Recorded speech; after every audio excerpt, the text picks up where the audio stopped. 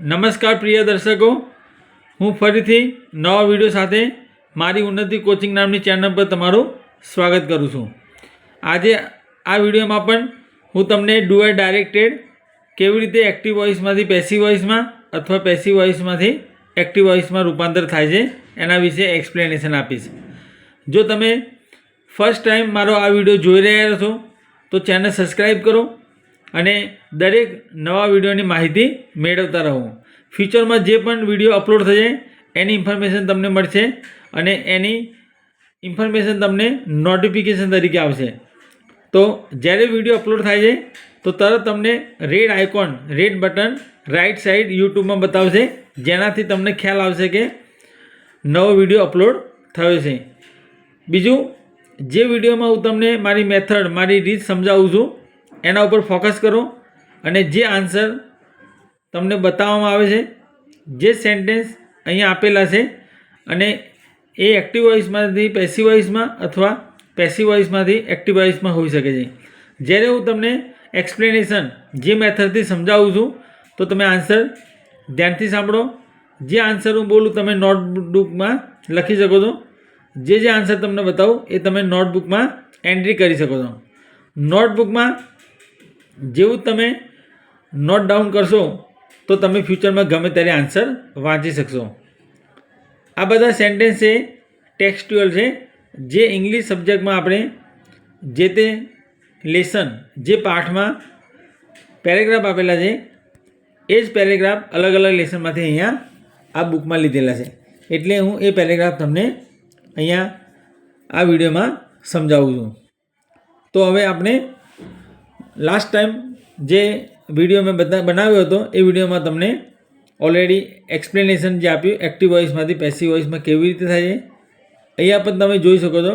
Number 11થી 30 number સુધી હું તમને સમજાવીશ. અહીંયા આપેલું છે the boy did not eat all the jalebis. છોકરાએ બધી જલેબી ખાધી ન હતી. બિકોઝ કારણ કે after eating as much as he could. જેટલું ખાઈ શકે એટલું તે ખાઈ શક્યો. He distributed the rest among the boys. મતલબ છોકરાઓની વચ્ચે એને બાકીની જે જલેબી હતી, ધ રેસ્ટ મતલબ બાકીની, એ બધી ડિસ્ટ્રીબ્યુટેડ વહેંચી દીધી ઇન ધ નેબરહુડ, પડોશમાં. ઇન ધ નેબરહુડ એનો મતલબ થાય છે પડોશમાં. એન્ડ બેગર્સ, ભિખારીઓની. હી હોપ્ડ ધેટ, એને આશા હતી કે the next day he would pay the fees, કે બીજા દિવસે તે ફી ભરશે.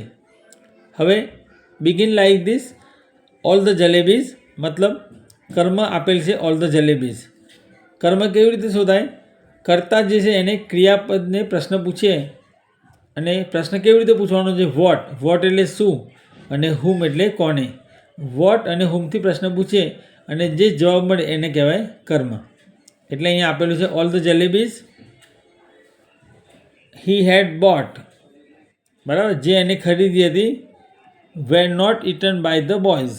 તો અહીંયા જલેબીજ બહુવચન છે એટલે વેર વાપર્યું છે, નોટનું નોટ અને ઇટનું થર્ડ ફોર્મ થશે ઇટન, એટલે were not eaten by the boys because. આની જગ્યાએ બીજી રીતે આન્સર બનશે. Listen to my answer, carefully, ધ્યાનથી મારો આન્સર સાંભળો. All the jalebis were not eaten by the boys because after eating as many as he could. એનું એ રહેશે. અહીંયા he distributed the rest among the boys. તો આન્સર આ રીતે બનશે. The rest was distributed by him among the boys in the neighbourhood and beggars. He hoped that, એનું એ રહેશે. He hoped that the next day he would pay the fees. તો એનો answer બનશે he hoped that the next day the fees would be paid by him. The fees would be paid by him. Paid નું spelling થશે PAID. The fees would be paid by him. આ રીતે number 11નો answer બનશે active વોઇસમાંથી passive વોઇસમાં. Generally આ પ્રકારના પેરેગ્રાફમાં tenses અને model auxiliary helping વર્બનો use કરેલો છે. બધા કાર્ડ મિક્સ હોય છે. આપણને ખ્યાલ આવવો જોઈએ કે આ સેન્ટેન્સમાં કયો ટેન્સ વાપરેલો છે.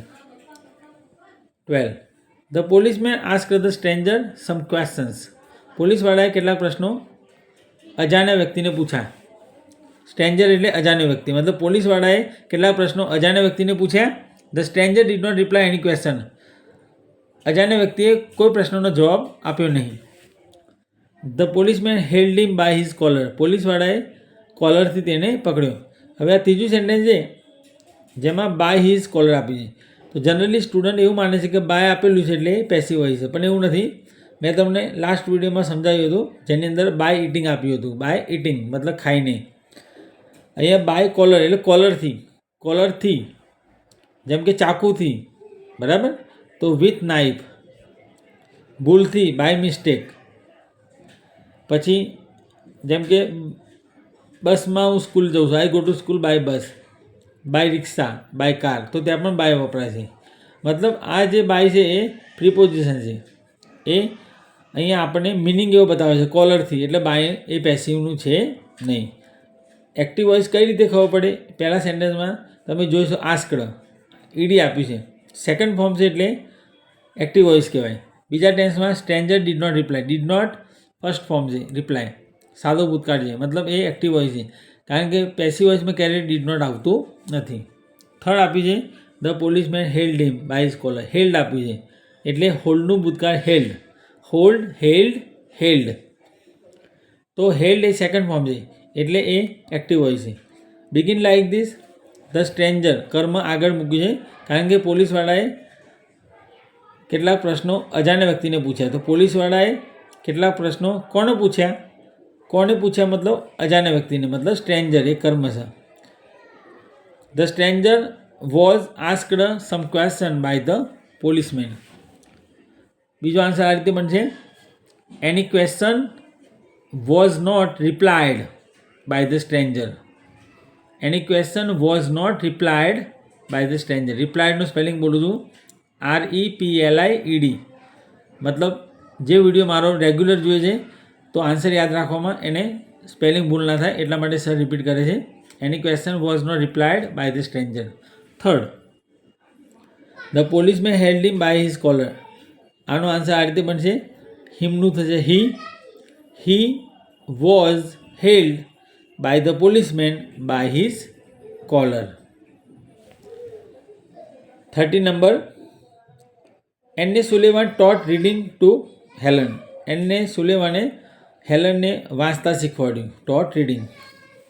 Helen developed great confidence. હેલને બહુ મોટો આત્મવિશ્વાસ વિકાસ કર્યો, ડેવલપ્ડ.